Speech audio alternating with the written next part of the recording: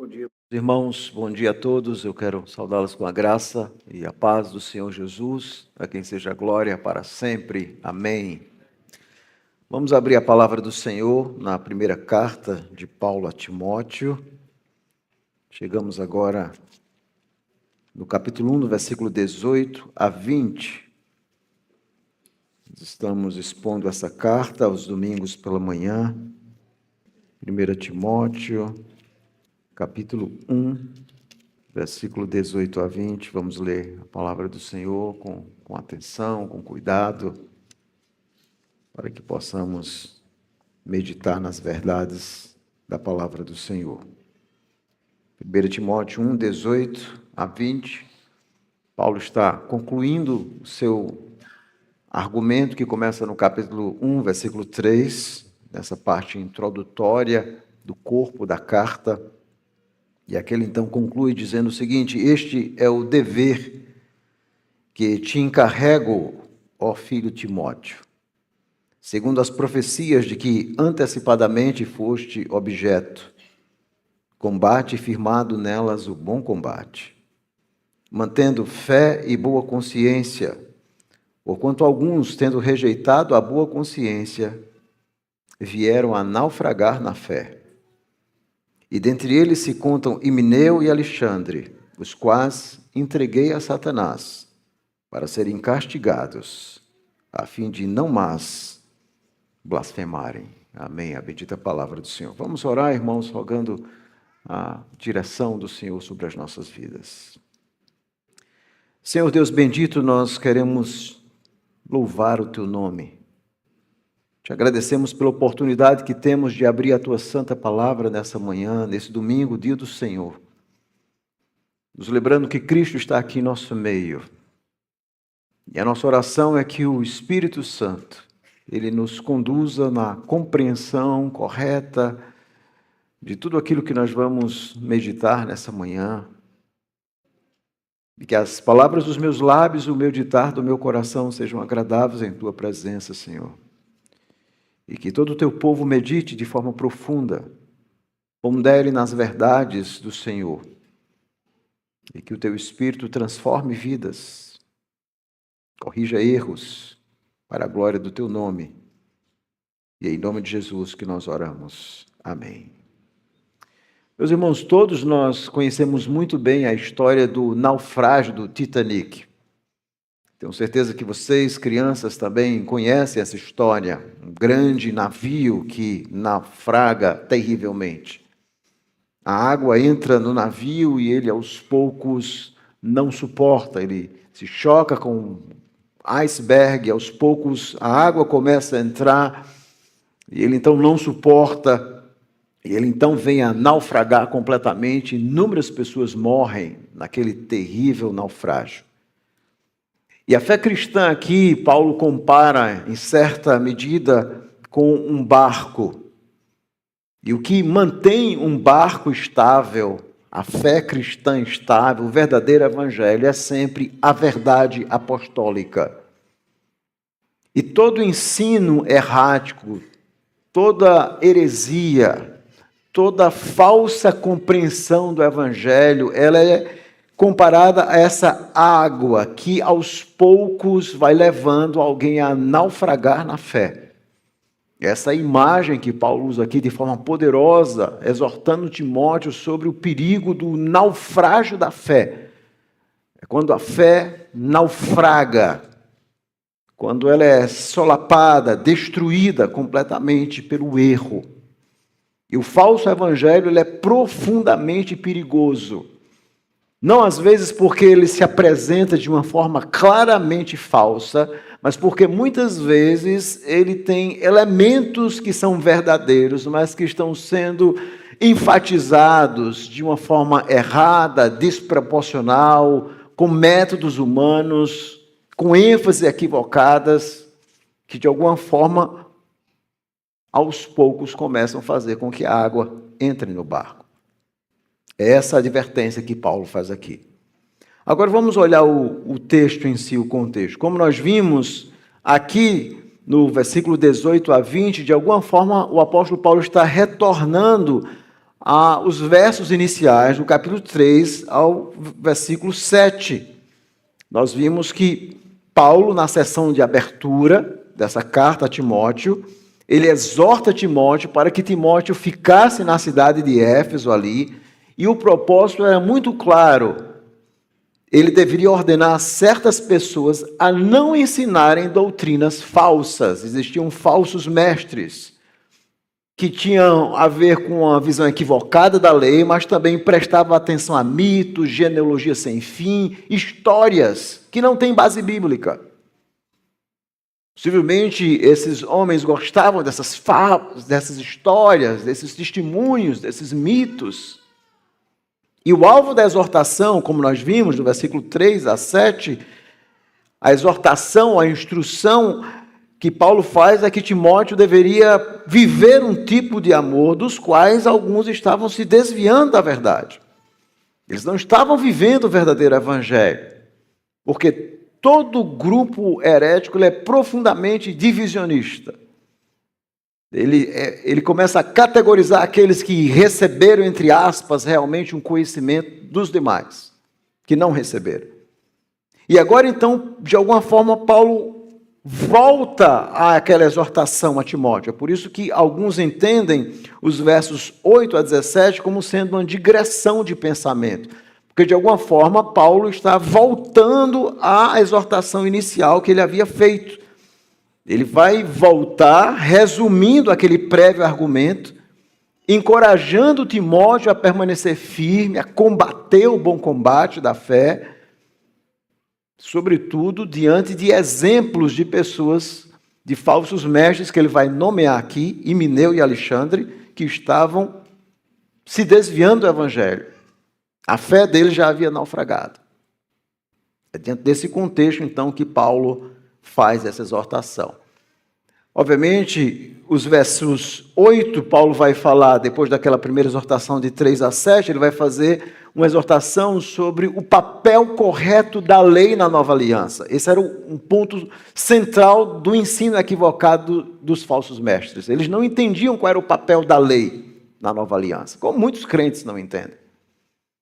Eles geralmente são, muitos crentes dispensacionalistas, eles dizem assim, bom, agora nós estamos na nova aliança, no Antigo Testamento era lei, eles não entendem os aspectos que permanecem e aqueles, obviamente, que descontinuam na nova aliança.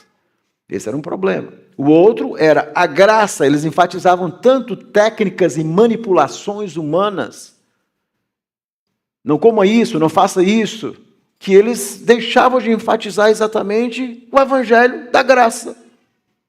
É Deus que transforma por graça. Então é dentro disso que Paulo agora no versículo 18 a 20, ele volta para a exortação a Timóteo.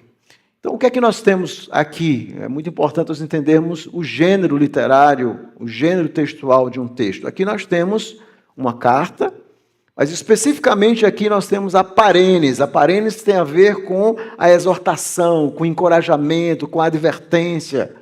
Então, Paulo está fazendo exatamente isso, encorajando, advertindo Timóteo. É isso que nós vamos encontrar nos versos 18 a 20. Ele encoraja, mas ele também adverte. Então, a tese central, o argumento central aqui, do versículo 18 a 19, 18 a 20, aliás, é simples. Aqui o que é que nós temos? Nós temos uma exortação que Paulo está fazendo a Timóteo para que ele lute a boa luta, que ele lute pelo verdadeiro evangelho, apontando o perigo do naufrágio da fé, como já estava ocorrendo com algumas pessoas, que foram dando ouvido a ensinos que gradativamente, ou de forma total, levaram alguns a naufragar da fé. E isso era um perigo terrível dentro da igreja de Éfeso. E Paulo quer que Timóteo, então, enfrente esse falso ensinamento. Então, essa é a tese central aqui, a ideia central do texto. E qual será o tema do sermão que traduz essa tese que nós vamos meditar nessa manhã? Se nós tivéssemos que resumir uma frase aqui, esse texto do versículo 18 a 20, que traduz muito bem, e será também um tema do sermão nessa manhã, o tema é o seguinte: a boa luta pelo verdadeiro evangelho e o perigo do naufrágio da fé. A boa luta pelo verdadeiro evangelho e o perigo do naufrágio da fé. Há duas ideias aqui. A primeira é exortação para combater o bom combate, que vai do versículo 18 até o versículo 19, a palavra consciência. Aqui claramente Paulo está fazendo uma exortação para que Timóteo combata o bom combate. Como é que ele vai combater isso? Qual o suporte? Qual o propósito de combater esse combate? Essas ideias estão todas aqui nesse texto. Segundo, no versículo 19, a partir da parte B, quando ele começa a dizer assim: porque alguns, tendo rejeitado a boa consciência, vieram a naufragar na fé, ele aqui vai fazer uma advertência nomeada sobre o perigo da fé. Ele vai nomear o erro. É muito importante nós nomearmos o erro, quer seja de movimentos, quer seja de igreja. Nós temos que dizer naquilo que nós estamos analisando à luz da palavra de Deus o que está errado. Goste ou não aquelas pessoas que fazem parte de grupos e movimentos ou igrejas. Então aqui Paulo está nomeando claramente o erro, ele está dizendo. Ele não está preocupado com o politicamente correto, ele está preocupado com o que é politicamente verdadeiro, que é a palavra de Deus. O verdadeiro evangelho. Então aqui nós temos essa advertência nomeada sobre o perigo da fé. São essas duas ideias do texto. É muito importante nós entendermos aquilo que ele está ensinando aqui. Agora vamos analisar verso por verso. Primeiro a exortação para combater o bom combate. Olhe para a sua Bíblia. Veja o que Paulo diz. Ele diz assim: este é o dever que te encarrego. Eu vou fazer uma tradução um pouco mais literal do texto grego, diz assim: esta ordem estou dando a você.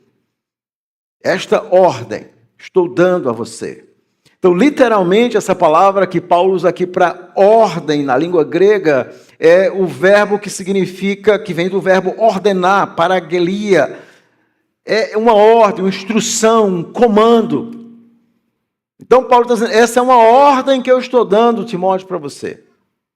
Não é uma opção. Paulo já havia usado no capítulo 1, no versículo 5, volte aí comigo, quando ele diz assim: ora, o intuito da presente admoestação, ou seja, desse comando, dessa ordem, dessa instrução.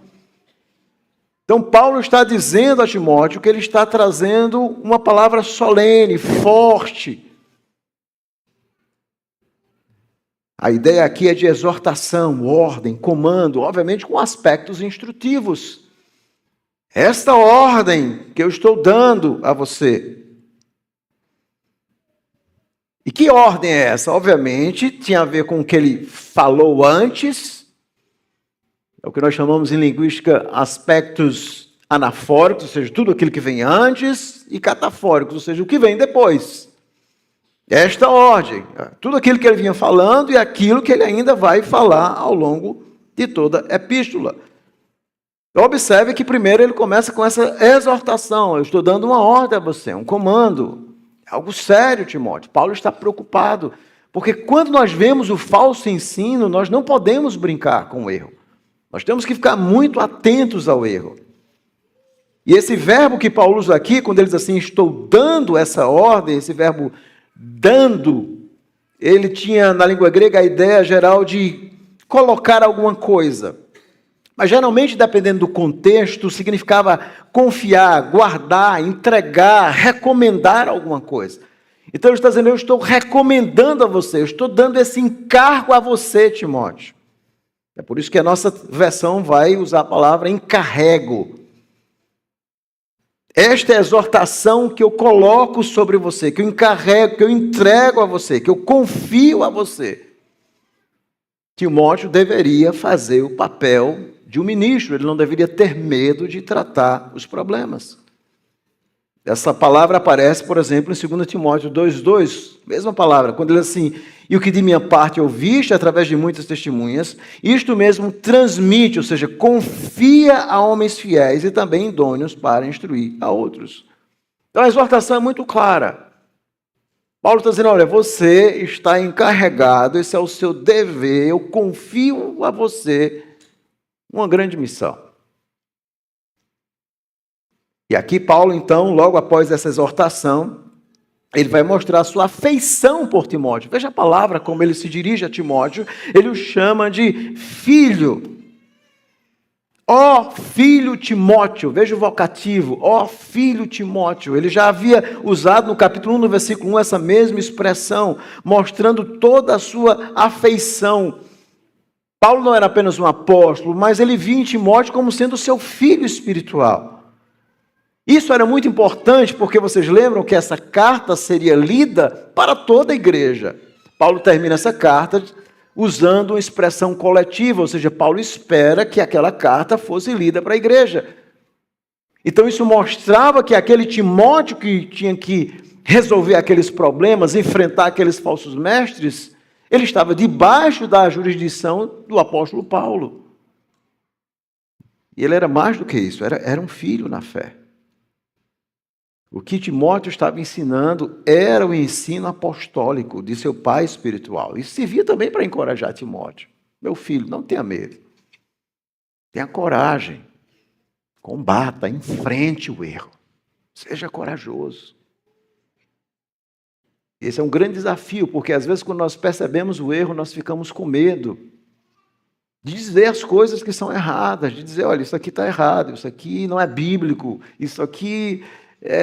de alguma forma tem elementos corretos, mas, e esse é o grande problema de algumas heresias. Agostinho dizia que às vezes tem tipo de heresia ou de falso ensino que ele parece tanto com a verdade que você acaba meio que se convencendo que aquilo é a verdade. Quando você não olha de forma clara à luz da palavra de Deus. E esse é o perigo. E Paulo está dizendo, olha, Timóteo, você precisa, meu filho, enfrentar essa luta. Você precisa ter coragem. E qual a base, qual o suporte para que ele enfrente isso? Paulo vai dizer. Veja aí na sua Bíblia. Qual era a base? Com base nas profecias prévias sobre você. Essa aqui é a minha tradução. Segundo as profecias que antecipadamente foste objeto. Ou seja, qual era a base de tudo isso? Por que que Timóteo deveria exercer esse ministério? Bom, Paulo vai dizer que foram as profecias prévias.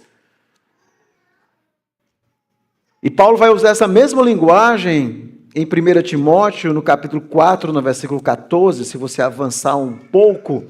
Paulo diz o seguinte, não te faças negligente para com o dom que há em ti, o qual te foi concedido mediante profecia, com a imposição das mãos do presbitério. Então, o ministério de Timóteo tinha dois aspectos importantes. O aspecto divino, ou seja, Deus havia concedido mediante profecia. Eu vou explicar como é que funcionava isso no Novo Testamento, na Igreja Apostólica. Mas havia o reconhecimento do presbitério, ou seja, um grupo de presbíteros. E essa ideia de impor as mãos é a ideia de encarregar, de reconhecer. É assim que se dá a ordenação hoje, por exemplo, de pastores. Com essa imposição de mãos, com esse reconhecimento. A igreja reconhece aquela vocação, aquele chamado. Mas o que significa a ideia de profecia? Bom, nós vamos ler alguns textos do Novo Testamento para que você entenda o que era esse dom profético e como é que Deus utilizou isso para chamar Timóteo.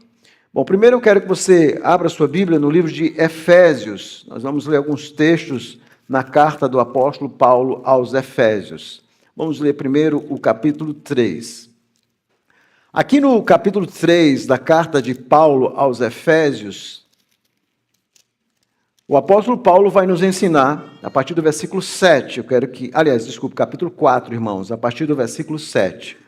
Paulo diz o seguinte, e a graça, 4:7, foi concedida a cada um de nós segundo a proporção do dom de Cristo.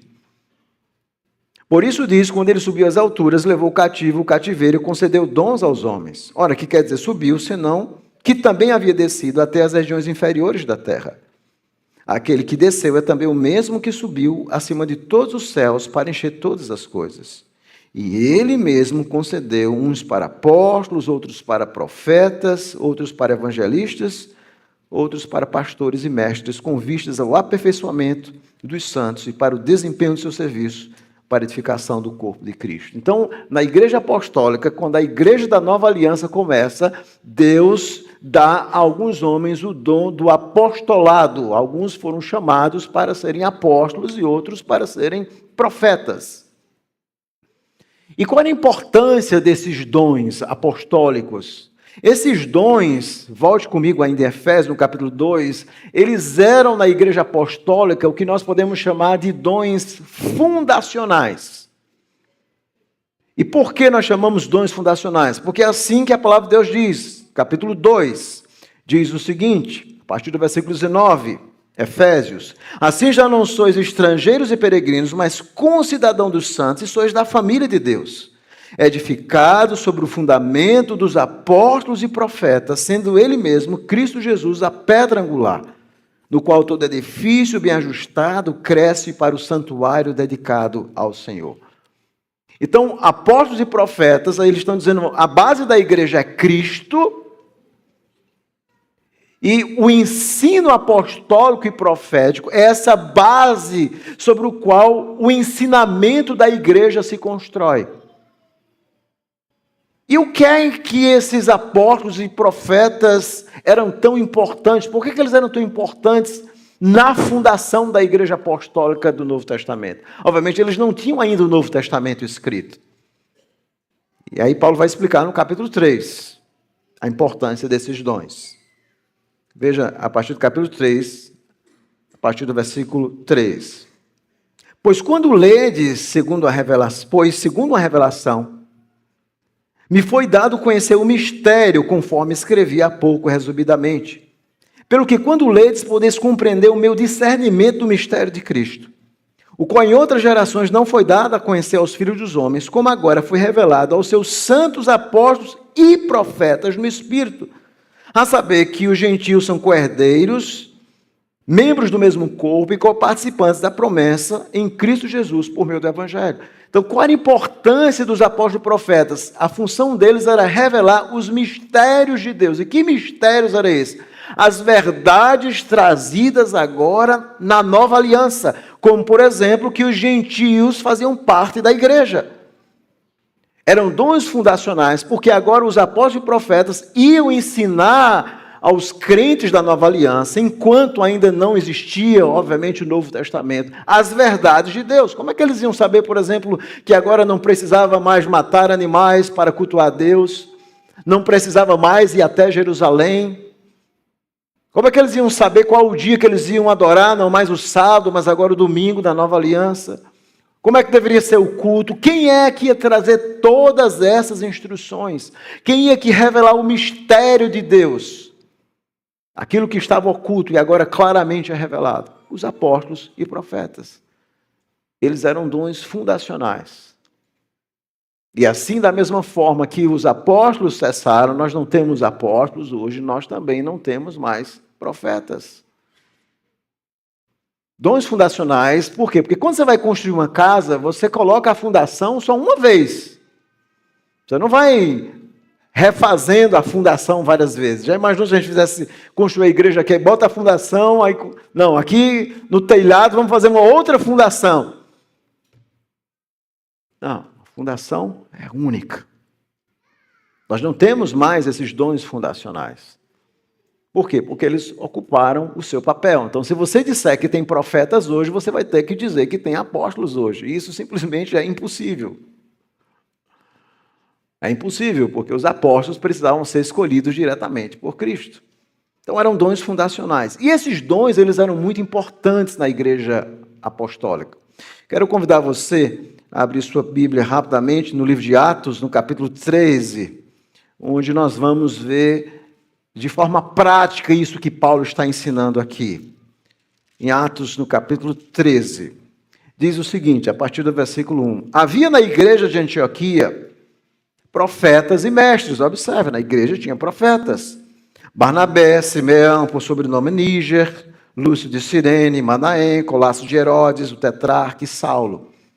E servindo eles ao Senhor e jejuando, disse o Espírito Santo, como o Espírito disse, através desses profetas: separai-me agora Barnabé e Saulo para a obra a que os tenho chamado.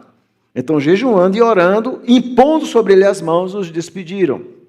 Então, na igreja apostólica, o Espírito Santo usava alguns profetas para, de forma muito específica, chamar alguns homens para o ministério. Como chamou, por exemplo, Paulo e Barnabé, como chamou Timóteo, que funcionava como espécie de delegado apostólico, evangelista. Obviamente, hoje nós não temos mais pessoas que são chamadas por profecia ao ministério. Nós temos pessoas que Deus chama, vocaciona, você sente a inclinação, você sente que Deus está lhe chamando para isso. Mas não mais dessa forma. Então, voltando para 1 Timóteo, esse é o ponto que Paulo está ensinando aqui.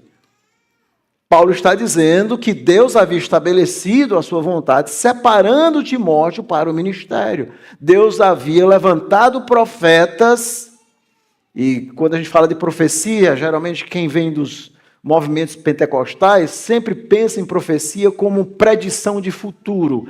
Na verdade, quando você olha na Bíblia, esse tipo de profecia, predição de futuro, ocupa o menor espaço.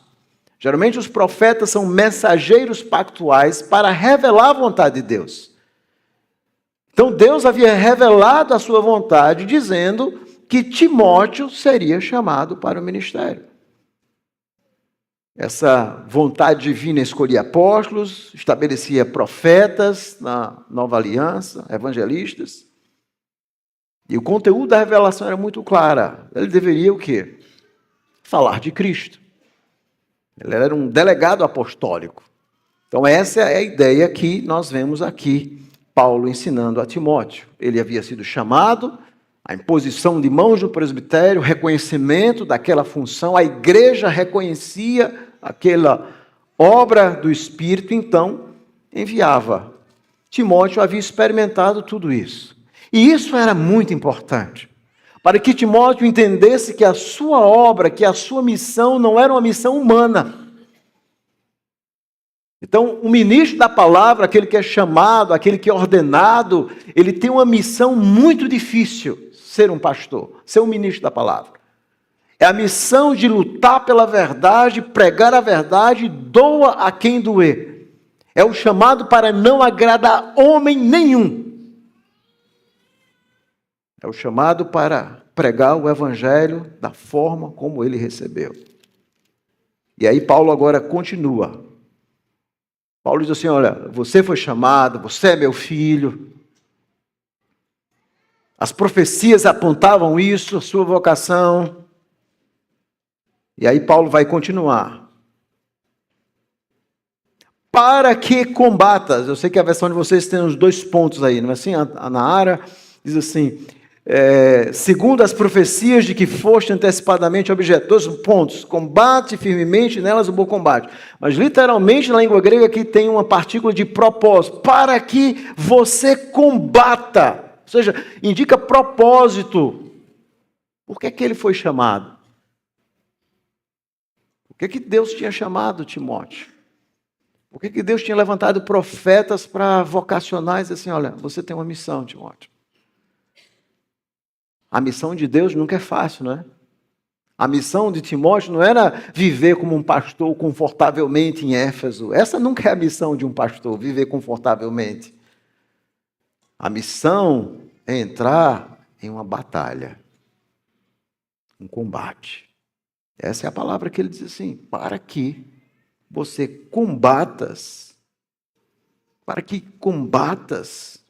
nelas, ou seja, a nossa versão, a tradução vai dizer firmado nelas, ou por elas. O que é esse por elas? Baseado nessas profecias, nesse chamado, você reconhece que a sua missão é divina, para que você combata o bom combate. E a palavra que Paulo usa aqui para combate, o verbo que ele usa o verbo, depois o substantivo, combate, o bom combate, literalmente é de onde vem a nossa palavra estratégia, estratéia. O substantivo estrateia, o verbo estrateomai, ou seja, é envolver-se na guerra, na batalha como um soldado. Eu quero, Timóteo, exorto que você entre na guerra como um soldado para lutar. O ministério é uma luta, mas não é qualquer luta. Ele diz assim, é uma luta boa, é o bom combate. E você precisa reconhecer, firmado, obviamente nas profecias, no caso de Timóteo, sem esquecer qual era a missão, era falar do Evangelho, era anunciar Cristo. Você precisa estar engajado, Timóteo, nesse combate, nessa luta. Essa luta é boa. E às vezes é difícil você combater o bom combate, desagradar pessoas, dizer o que alguém não quer ouvir. Ver pessoas que estão se desviando da verdade, chamá-las a atenção, isso não é fácil, nunca foi fácil. Mas esse é o combate. O bom combate, a boa luta, a boa campanha. Paulo está dizendo, Timóteo, o ministério é engajamento militar, é guerra. É por isso que ele usa aqui essa imagem, essa forma metafórica de dizer que o ministério, a vida ministerial daqueles que pregam a palavra, e hoje é interessante porque hoje é o dia do presbítero, né? A igreja presbiteriana comemora nesse domingo especificamente. A luta de um conselho, daqueles que são pastores, é uma luta boa, mas é uma luta. Nós nunca devemos esquecer. Contra o erro, contra as trevas, contra o pecado, contra tudo o que desagrada a Deus. Paulo usa essa palavra também em 2 Coríntios 10, 14, que é traduzido na sua Bíblia, na área, como milícia. Porque as armas da nossa milícia não são carnais, e sim poderosas em Deus, para destruir fortalezas, anulando nossos sofismas, anulando nós sofismas.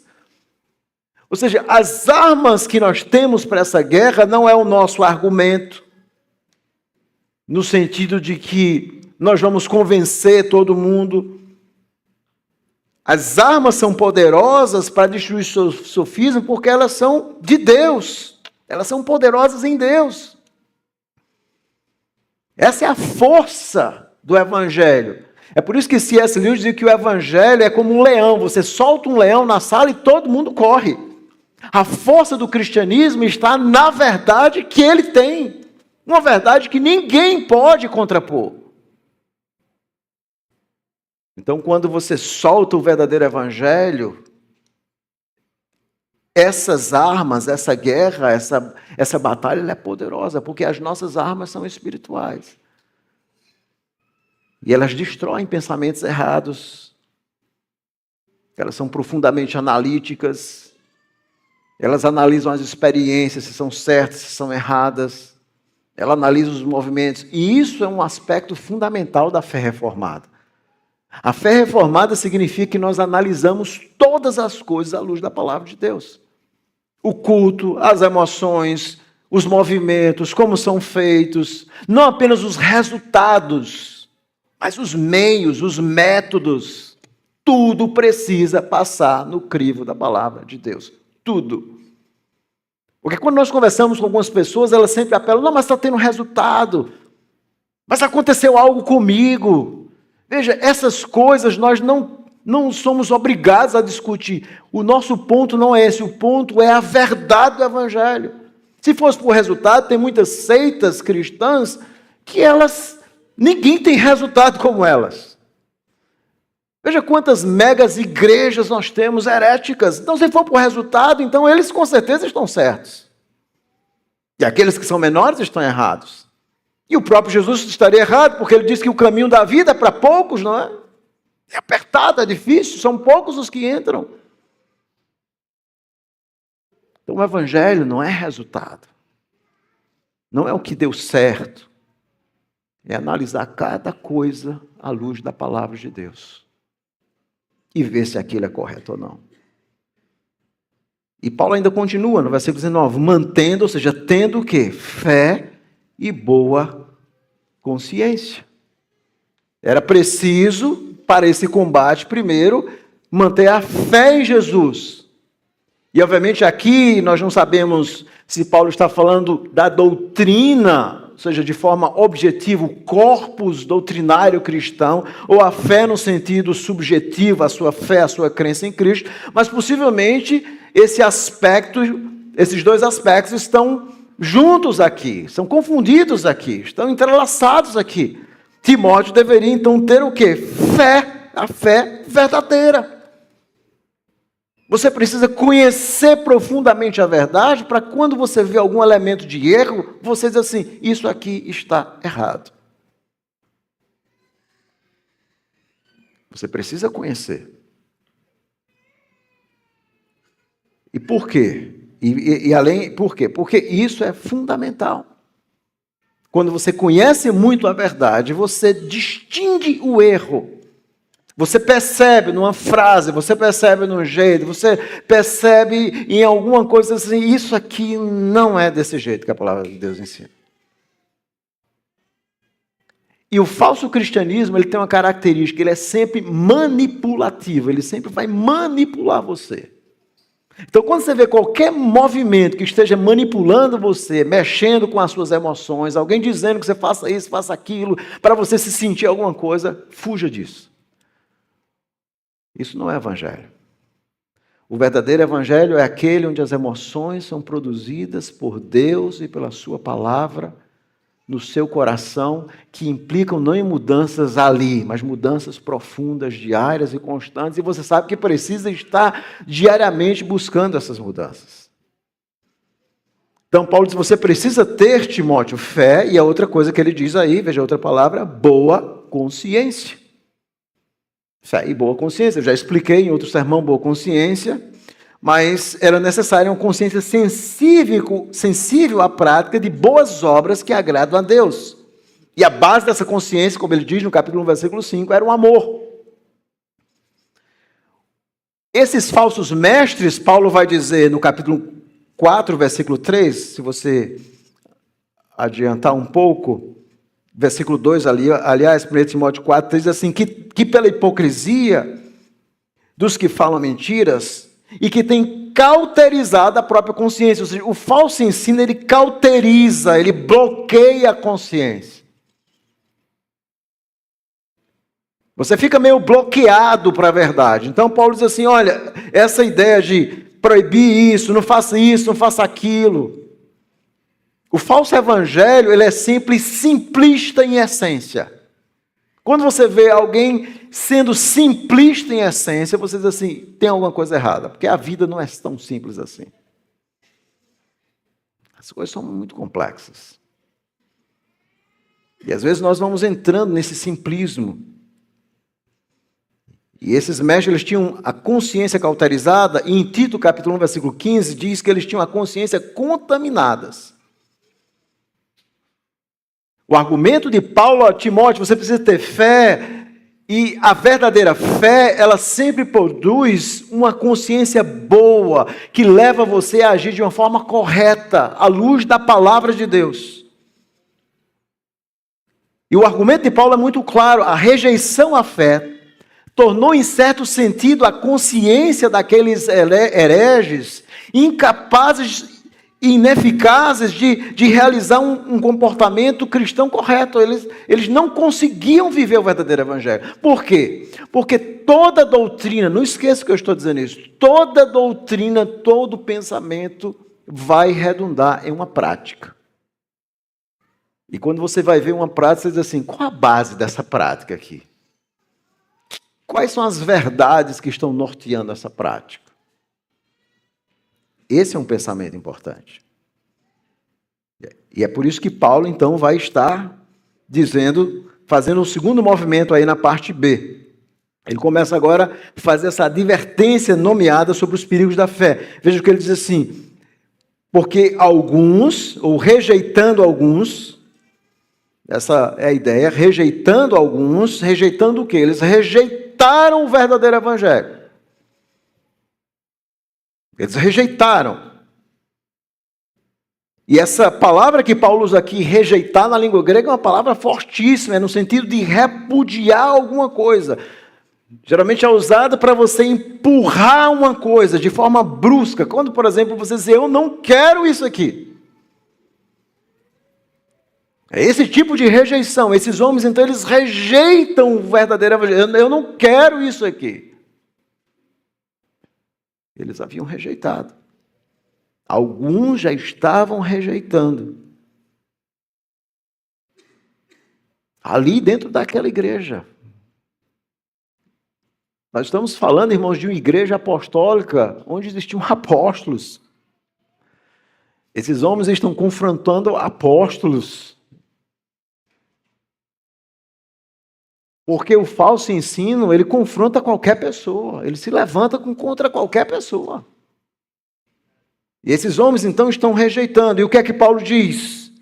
Eles vieram naufragar a fé, ou seja, naufragaram na fé, sofreram uma grande perda, ou seja, a fé deles começou a afundar.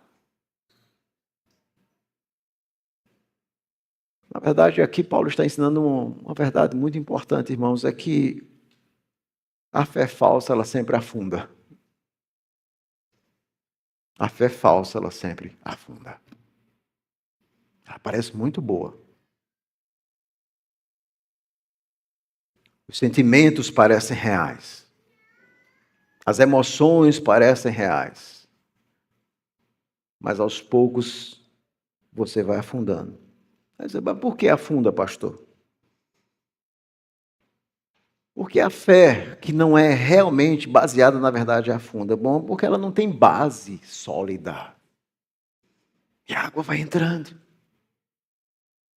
É muito importante, e é por isso que ser reformado é isso, é o princípio do solo escritura, sua graça, sua fé, só Jesus Cristo, esses solas, você diz assim, isso aqui está fugindo da escritura. Não, mas é só um pouquinho. Aí você diz assim, o meu medo é esse pouquinho. É porque eu sei que esse pouquinho vai levar para algum lugar. A fé que não tem a base verdadeira no Evangelho, ela naufraga. Ela não tem base sólida. Ela é sempre, observe, humanista, centrada no homem. Ela é sempre experiencialista, sem fundamento. A fé que naufraga, ela é sempre imprecisa teologicamente, é moralista, é indutivista, ou seja, o que é um indutivista? É quando a verdade, a teoria, depende da observação e dos resultados. Do pragmatismo, do que está funcionando, do que está acontecendo na vida de alguém, a pessoa vai te mostrar, ele vai com estatística. Veja quantas pessoas. E esse é o grande problema. Essa fé, ela naufraga. Porque ela é sempre imprecisa. Ela não é profunda. Eu certa vez conversando com alguém e falando sobre essa questão de criação de filhos. E um estudo que eu vou trazer na igreja, que eu estou preparando, eu estava dizendo exatamente isso. Eu estava explicando que não existe fórmula secreta para que o seu filho seja um servo de Deus. E nós sempre queremos o simplismo, dizer, olha, se você criar o seu filho, se você fizer tudo certo, com certeza a sua família vai ser crente. Só que isso não tem nenhuma base bíblica, irmãos. Isso é um simplismo teológico. Veja um homem crente como Isaac.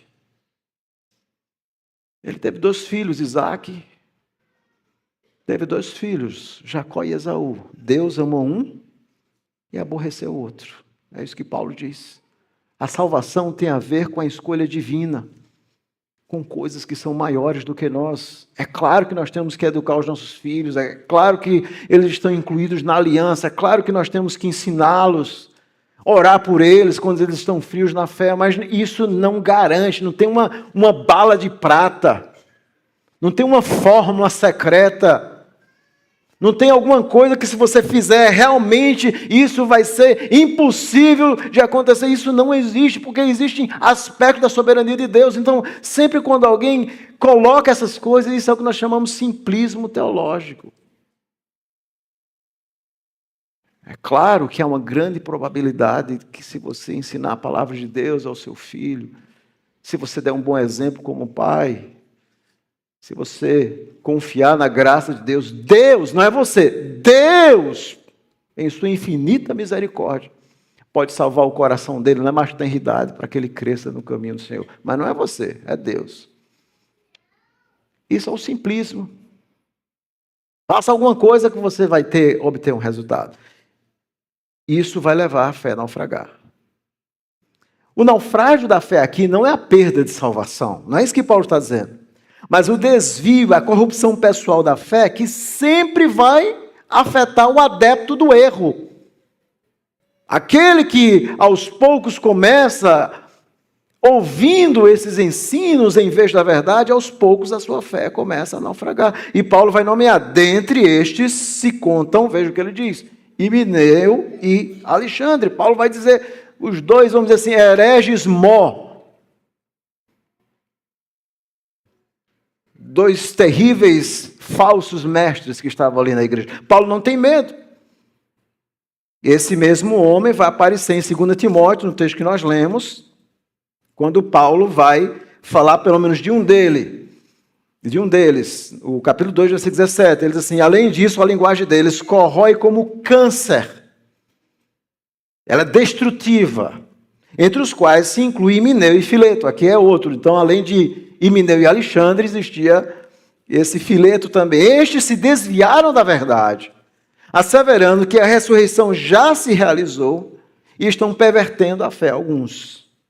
Entretanto, o firme fundamento de Deus permanece, tendo este selo: o Senhor conhece os que lhe pertencem, mas a parte da injustiça todo aquele que professa o nome do Senhor. E logo em seguida, Paulo vai dizer que numa casa, e possivelmente aqui a ideia da igreja, numa casa, ou seja, dentro do cristianismo visível, Paulo diz assim, que tem vaso de honra e vaso para desonra. Ou seja, vai ter o verdadeiro cristianismo e vai ter Satanás sempre plantando o falso. E qual a atitude nossa? Primeiro, Paulo diz assim, versículo 23 aí, repelir as questões insensatas e absurdas, só engendram contendas. É necessário que o servo do Senhor não viva a contender. Versículo 25, disciplinando com mansidão, ou seja, ensinando a verdade, na esperança que Deus lhes conceda o arrependimento. Então não somos nós que mudamos a pessoa que tem uma ideia errada, é Deus. É Deus que vai mostrando, e eu tenho encontrado muitas pessoas que se dizem cristãos, eles são sinceros, porém errados. Sinceros, mas aprenderam errado. Que precisam ser direcionados pela palavra de Deus, que precisam desse evangelho límpido que Jesus nos deixou. E a atitude de Paulo para com esses hereges foi muito firme. Veja o que ele diz. Paulo vai usar uma expressão muito firme. Voltando lá para o texto, ele diz o seguinte, falando desses homens, os quais, ele fez o quê? Entreguei a Satanás. Essa frase, para serem castigados, não tem no texto original, tá bom? Entreguei para Satanás, para serem ensinados, uma tradução literal essa, a não blasfemar. Eles tinham que aprender a não blasfemar mais do Evangelho. E aí vem aquela pergunta, né? O que é que significa isso, pastor? O que é que Paulo fez isso, entregar a Satanás? Quando você chegar no céu, você pergunta a Paulo melhor. Mas, obviamente, os estudiosos do Novo Testamento têm algumas ideias, né? Alguns pensam aqui na ideia de excomunhão, a exclusão, ou seja, é considerá-los fora da esfera do cristianismo e, automaticamente, alguém que está fora da igreja está suscetível à influência satânica. Outros entendem que a autoridade apostólica, no sentido de permitir que Satanás aperte a vida de alguém para que ele volte ao arrependimento. Por exemplo, Paulo usa essa ideia lá em 1 Coríntios, no capítulo 5, versículo 5. Essa frase aparece 2 vezes no Novo Testamento. Aqui, 2 vezes, em 1 Timóteo e 1 Coríntios. 1 Coríntios 5, 5, ele diz o seguinte. Ele está falando... Ele diz o seguinte, que o tal seja entregue a Satanás para a destruição da carne, para que o espírito seja salvo no dia do Senhor. Então parece que algumas vezes a ideia de entregar a Satanás tem a ver com disciplina, já que a pessoa quer ser rebelde. Então assim, se ele for crente, de alguma forma, essa disciplina, se ele for crente, Deus vai buscá-lo de alguma forma, mas a gente entrega a Satanás no sentido de que nós não reconhecemos que ele é um cristão verdadeiro. Se ele for, Deus vai mudar a vida dele, ele vai se arrepender. Então, esse é um sentido, a ideia de excomunhão ou exclusão. Mas aqui, a ideia parece clara, muito provavelmente não se refere àquela condenação final, mas ao último recurso de permitir que as pessoas experimentem a ira de Satanás para que sejam purgadas do seu pecado. Lembra de Mateus 18, quando Jesus fala da disciplina? Ele diz, primeiro, quando alguém pecar, você vai até ele e você adverte, depois você leva testemunha e a pessoa não quer, você diz à igreja, a pessoa não quer, Jesus assim, depois disso você considera ele como gentio e publicano.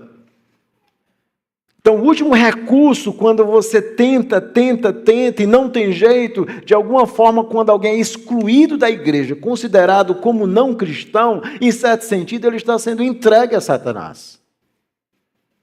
Ele agora está claramente sendo reconhecido como não fazendo parte da igreja visível de Cristo. E o objetivo era muito claro. Qual era o objetivo de Paulo fazer isso? A fim de quê? Ele indica propósito também. A fim de não ensinarem, como Paulo diz aqui, a fim de não ensinarem esses erros de forma blasfema. É preciso, então, fazê-los calar. Eles não podiam mais ensinar essas blasfêmias. Paulo vê que o falso evangelho, na verdade, meus irmãos, ele é blasfemo. Por quê? Porque ele difama o verdadeiro evangelho. Ele difama. E aqui Paulo diz assim, olha, esses homens, eles não podem mais ensinar isso. Eles não devem ensinar. Você tem que calá-los de fato. Você tem que confrontá-los para que eles não venham mais a blasfemar o verdadeiro evangelho. Todo falso ensino ele é blasfemo. Porque ele está injuriando, ele está maculando a verdade e a reputação do verdadeiro evangelho. Esse é o ensino de Paulo, meus irmãos. E tem uma grande aplicação para nós também hoje. O perigo do falso cristianismo. Você conhece o verdadeiro cristianismo? Ele é claro para você? Ele é cristalino? Você conhece, de fato, a fé bíblica cristã reformada? Aquela que zela pelo princípio do somente a Escritura? Ou você tem dado ouvidos a doutrinas, movimentos e pensamentos estranhos? Essa é uma pergunta importante para você. Há um momento no livro de Hamlet, eu não sei quantos já tiveram a oportunidade de ler, de Shakespeare. E eu lembro que nas aulas lá de literatura, eu lembro que no curso de literatura nós tínhamos que pagar uma disciplina inteira, que era literatura inglesa. E a morte de Hamlet está lá no ato 1, cena 5, que é quando o fantasma do rei vai contar, obviamente nós não acreditamos nisso, né, que o fantasma está contando, mas a ideia é essa, o fantasma vai contar ao filho, o fantasma do rei vai contar ao filho, como é que o seu próprio irmão, Cláudio, assassinou ele. Então Hamlet vai desvendar como é que ele morreu. Ele diz o seguinte, abre aspas, dormindo eu no pomar, como era o meu costume sempre à tarde, teu tio esgueirou-se em minha hora de sossego com um frasco contendo o suco do maldito veneno, e no oco do meu ouvido derramou aquela lepra destilada, cujo efeito é tão inimigo do sangue do homem, que rápido como o mercúrio percorre os portões e atalhos naturais do corpo, e com súbito vigor coalha e talha o sangue mais puro e saudável. Assim foi comigo. Como é que Hamlet morreu?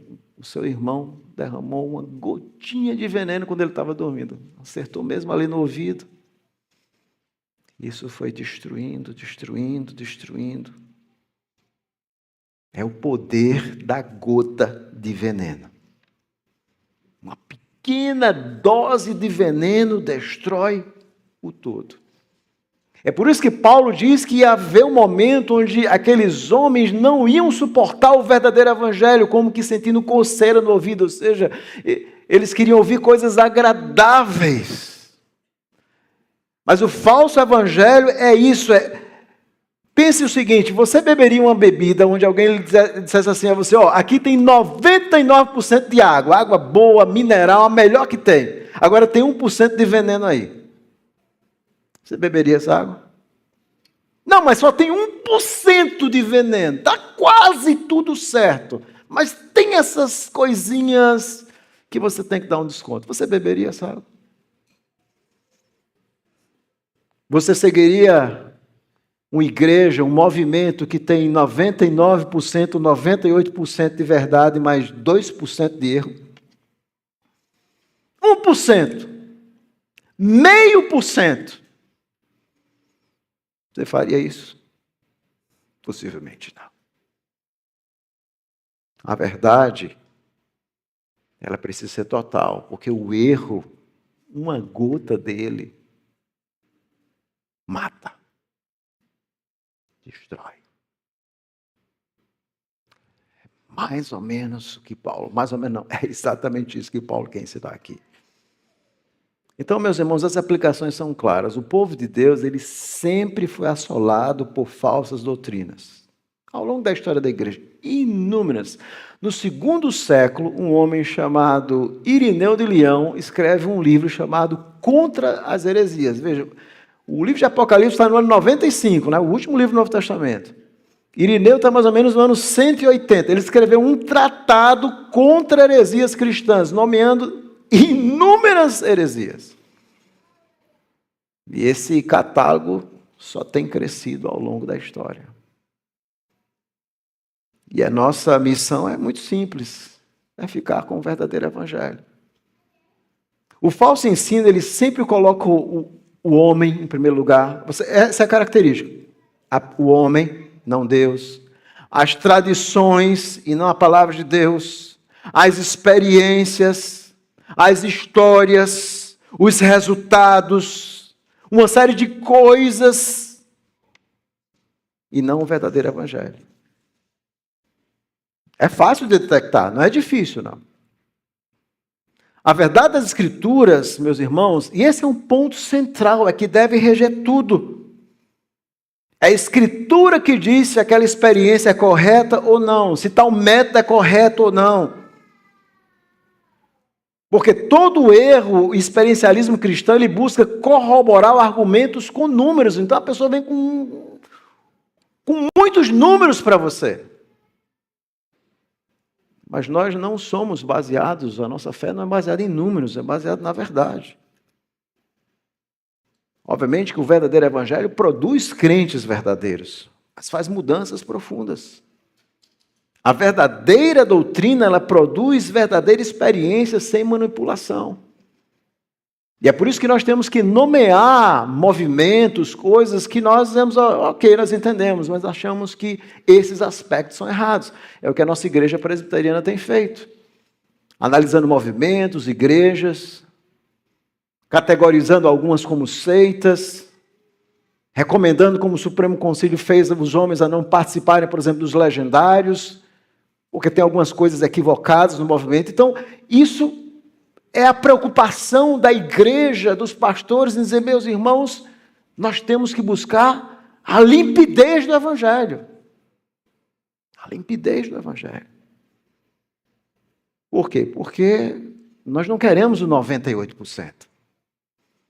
Nós temos que analisar todos os aspectos de todos os movimentos. Daquilo que é bom, mas aquilo que não é.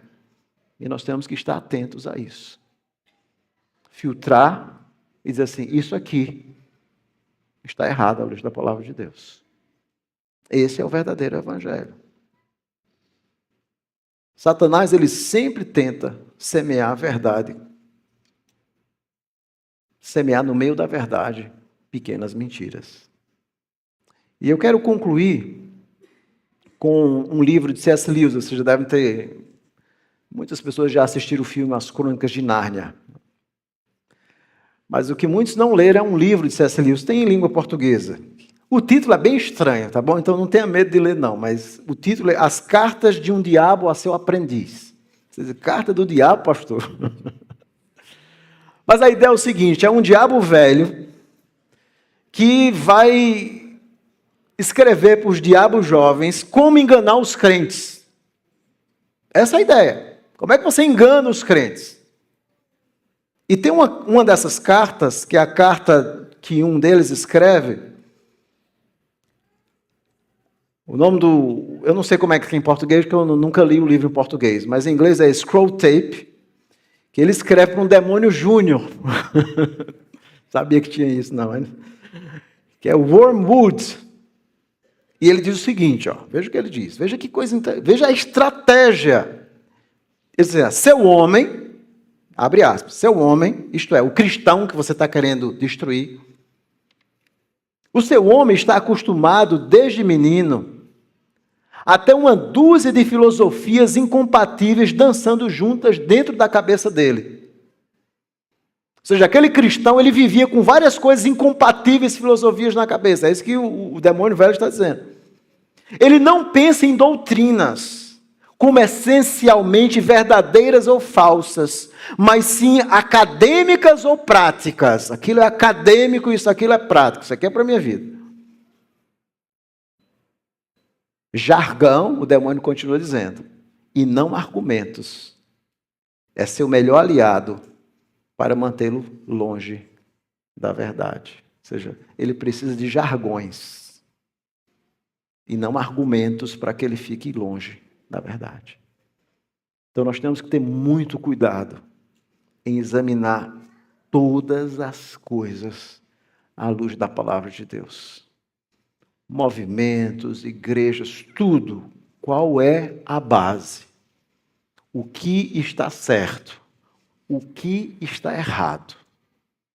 E esse crivo não é um resultado, não é emoção, mas é a palavra de Deus. É ela que é a nossa regra de fé e prática. Se você está aqui nessa manhã e não é um crente, a pergunta é muito simples. Você conhece o verdadeiro evangelho?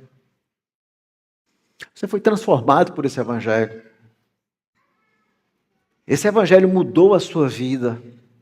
Ele é, de fato, a sua verdade? Essa é a pergunta fundamental. Você conhece o verdadeiro evangelho? E se você não conhece, a minha esperança é que você conheça nessa manhã Cristo, o Senhor, o verdadeiro evangelho que transforma a sua vida. O verdadeiro evangelho que vai ensinar você que as mudanças que quem vai fazer na sua vida é Deus, é o Espírito Santo. É através dos meios de graça, de uma vida de oração, de leitura diária da palavra. A vida cristã é uma vida de lutas constantes, não apenas contra o erro, contra Satanás, mas contra o pecado. E você sabe que você precisa, como homem, como mulher, na sua família, viver perto do Senhor diariamente. E você que é crente, tenha cuidado para que você não se desvie do evangelho da graça. O evangelho é graça, você é salvo por graça, não é por obras, não é pelo que você faz. É graça. É graça. E o que você precisa desses meios de graça? É tudo isso que você precisa. Não precisa ninguém te dizendo o que você deve fazer. Você precisa apenas ser transformado por essa graça a cada dia. E o Espírito Santo vai fazendo isso com o seu povo até nós chegarmos à estatura de Cristo. É por isso que Paulo diz assim, olha, Timóteo, lute. E essa luta não é só da liderança de uma igreja. A luta é de vocês. Vocês precisam lutar por esse evangelho. Vocês precisam defender o verdadeiro evangelho. Mas tem que ser o 100%. Precisa ser o evangelho integral, como Jesus nos ensinou, como os apóstolos nos ensinaram. Essa é a nossa missão, esse é o nosso desafio como igreja. É que o nosso crescimento seja um crescimento bíblico. Nós queremos pessoas que sejam crentes, transformadas, famílias comprometidas com o Senhor.